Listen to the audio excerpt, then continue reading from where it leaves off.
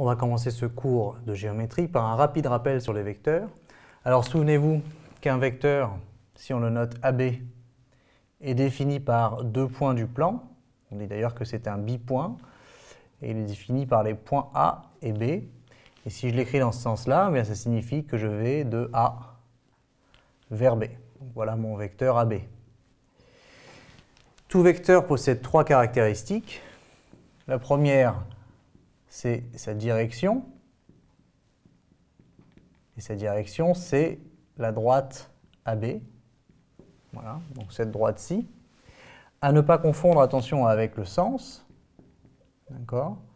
Le sens, c'est bien de A vers B. Une direction possède deux sens, hein, A vers B ou B vers A. Ici, le sens du vecteur, c'est de l'origine A à l'extrémité B. Et, dernier point, la norme.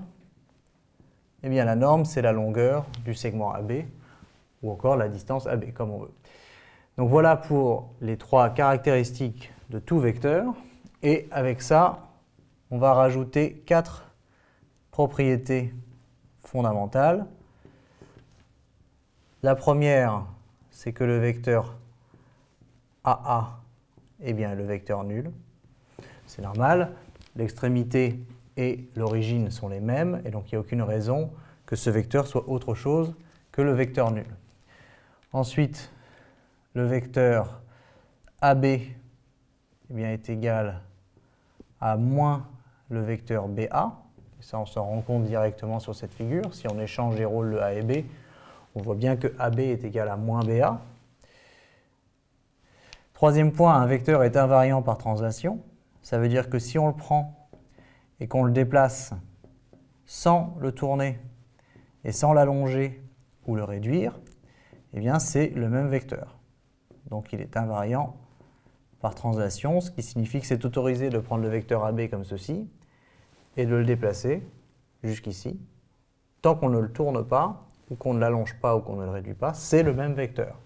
Donc un vecteur est invariant par translation.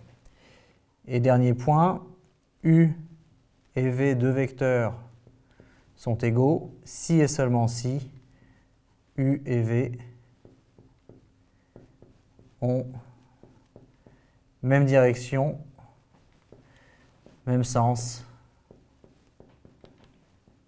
et même norme.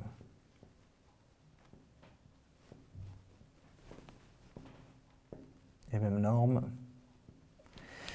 Autrement dit, si on représente ici un vecteur AB et ici un vecteur CD, eh bien, ils ont même direction, même norme, même sens.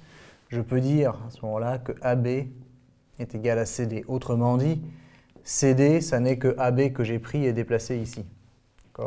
Par contre, effectivement, il suffit que je fasse ça, AB comme ceci, et ensuite CD comme ça. Et bien là, je n'ai pas AB égale CD, puisque les vecteurs n'ont pas même sens.